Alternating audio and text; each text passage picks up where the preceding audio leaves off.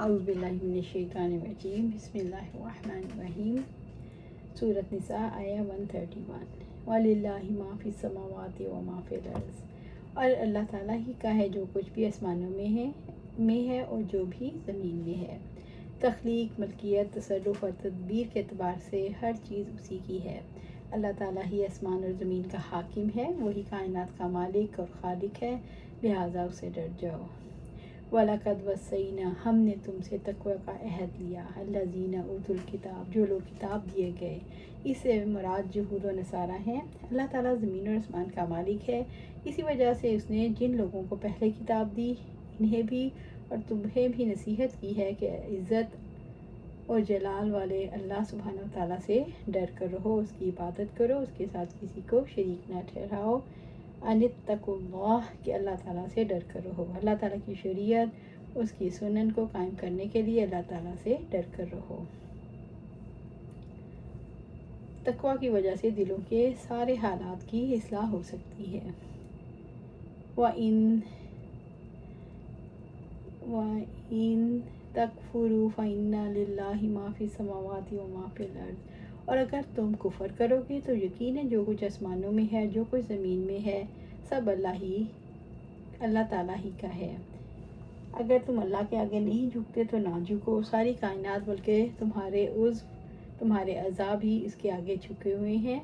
اللہ تعالیٰ کو تمہاری عبادت کی پرواہ نہیں، وہ بے نیاز ہے، اسے بندوں کی حاجت نہیں۔ وَقَانَ اللَّهُ غَنِيًّا حَمِيدًا، اور اللہ تعالیٰ ہمیشہ ہی سے ہر طرح بے پرواہ، ہر تعریف کا حقدار ہے۔ اللہ تعالیٰ نے زمین و آسمان کی ملکیت سے اپنے غنی اور حمید ہونے کا شعور دلایا۔ اللہ تعالیٰ اپنے بندوں سے بے پرواہ ہے اور اپنے فیصلوں اور احکامات میں تعریف کا حقدار ہے۔ سورۃ نساء آیہ 132۔ وَلِلَّهِ مَا فِي السَّمَاوَاتِ وَمَا فِي الْأَرْضِ وَكَفَىٰ بِاللَّهِ وَكِيلًا، اور اللہ تعالیٰ ہی کا ہے جو کچھ آسمانوں میں ہے اور جو کچھ بھی زمین میں ہے، اور اللہ تعالیٰ ہی وکیل کافی ہے۔ اللہ تعالیٰ کائنات کا بادشاہ ہے، ساری کائنات پر اللہ ہی کا حکم چلتا ہے۔ وہ ہر شخص کے اعمال کو گھیرے ہوئے ہے، ہر ایک کا نگران، اور اس کا علم ہر جگہ ہمہ وقت موجود ہے، اور وہی کارساز ہے۔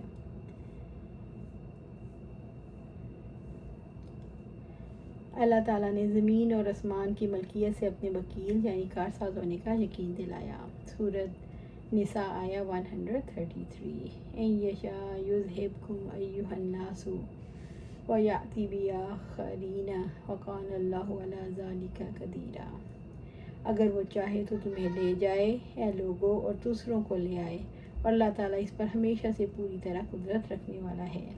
جب یہ آیت نازل ہوئی تو آپ صلی اللہ علیہ وسلم نے سلمان کی طرف اشارہ کر کے فرمایا، ہم قوم ھذا، کہ یہاں آخرین سے مراد یہ لوگ ہیں۔ رب العزت نے فرمایا، سنو تم وہ لوگ ہو کہ تمہیں بلایا جاتا ہے تاکہ اللہ تعالیٰ کی راہ میں خرچ کرو۔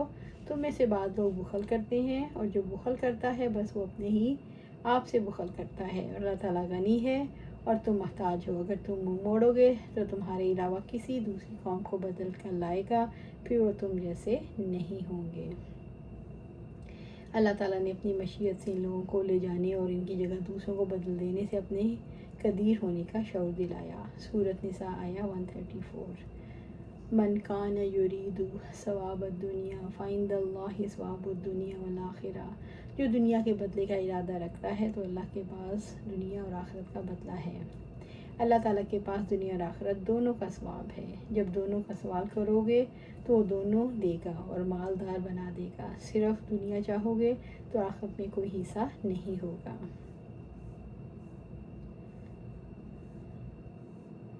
وَقَانَ اللَّهُ سَمِيعًا بَصِيرًا، اور اللہ تعالیٰ ہمیشہ سے سب کچھ سننے والا، سب کچھ دیکھنے والا ہے۔ اللہ تعالیٰ اپنی صفات کا شعور اس لیے دلاتے ہیں تاکہ لوگوں میں تقوی پیدا ہو۔ سورۃ نساء آیہ 135۔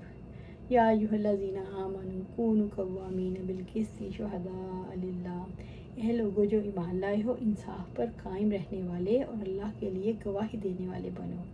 اللہ تعالیٰ نے اپنے بندوں کو عدل پر قائم رہنے کا حکم دیا۔ کسی ملامت کرنے والی کی ملامت سے نہ ڈریں، کسی کو خوش کرنے کے لیے کسی طمع سے، کسی پر ترس کھا کر یا کسی کی مربت کی وجہ سے یا سفارش سے عدل سے نہ ہٹیں، سب مل کر ایک دوسرے کے مددگار بن کر عدل قائم کریں۔ ولو علی انفسکم او الوالدین والاقربین، اگرچہ تمہاری اپنی جانوں کے یا والدین کے اور رشتہ داروں کے خلاف ہو۔ محبت و عداوت دو ایسی چیزیں ہیں جو انسان کو عدل و انصاف کی راہ سے ہٹا کر ظلم میں مبتلا کر سکتی ہیں۔ سورہ نساء اور سورہ مائدہ کی دونوں آیتوں میں انہی دونوں رکاوٹوں کو دور کیا گیا ہے۔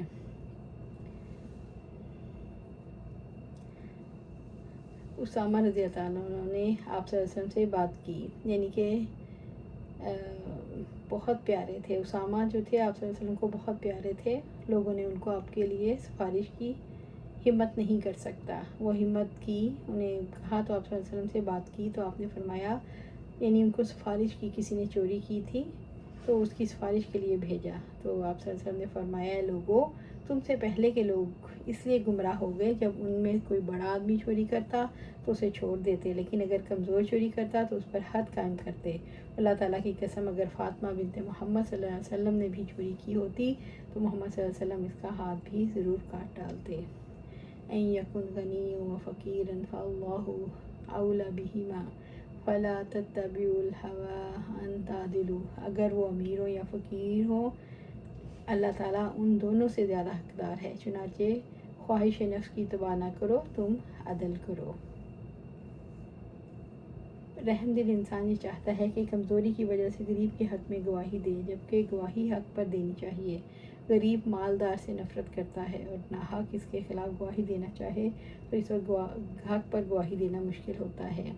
امیر کے خلاف گواہی دینا مشکل کام ہے۔ انسان خواہشات سے متاثر ہوتا ہے، کبھی ذات کی محبت رکاوٹ بنتی ہے، کبھی رشتہ داروں کی محبت، کبھی فقیر کے ساتھ رحم دلی، کبھی کسی امیر کا لحاظ، کبھی کسی کی نفرت اور کسی کی محبت۔ وَإِن تَلُوا أَوْ تُعْرِضُوا، اور اگر تم زبان کو پیچ دو یا پہلو تہی کرو، اگر تم شہادت بدل دو، اس سے مراد زبان کو پیچ دے کر اس طرح بات کرنا جس کے خلاف گواہی پڑ جائے وہ بچ جائے، اس سے مراد ہے تم اسے چھپاتے ہو، تم شہادت کو چھپاؤ یا گواہی کو ترک کر دو۔ راز سے شہادت کو چھپانا شہادت نہ دینا مراد ہے۔ گواہی کو چھپانا، رب العزت نے فرمایا، اور گواہی کو نہ چھپاؤ، اور جو اس کو چھپائے گا تو یقیناً اس کا دل گناہ گار ہے۔ بہتر گواہ کون ہے؟ آپ صلی اللہ علیہ وسلم نے فرمایا، آپ صلی اللہ علیہ وآلہ وسلم نے فرمایا کہ میں تمہیں بہتر گواہ کے متعلق نہ بتاؤں جو پوچھنے سے پہلے ہی سچی گواہی دے دے۔ فَإِنَّ اللَّهَ كَانَ بِمَا تَعْمَلُونَ خَبِيرًا، تو یقیناً اللہ تعالیٰ ہمیشہ سے جو تم عمل کرتے ہو اس سے پوری طرح باخبر ہے۔ اللہ تعالیٰ نے گواہی چھپانے والوں کو ڈرایا ہے، یاد رکھو اللہ تمہارے اعمال سے باخبر ہے، وہ تمہیں تمہارے کیے کی سزا ضرور دے گا۔ اللہ تعالیٰ نے لوگوں کو انصاف پر قائم رہنے، حق کا گواہ بننے، خواہشات کی پیروی کر کے انصاف کو چھوڑ دینے سے بچانے کے لیے خبیر ہونے کا شعور دلایا۔ اللہ سبحانہ تعالیٰ سے دعا ہے ہمیں قرآن و سنت پر عمل کرنے کی توفیق دے، اس پر جما دے اور جنت الفردوس کے اعلیٰ مقام پر اپنے پاس گھر عطا فرمائے، آمین یا رب العالمین۔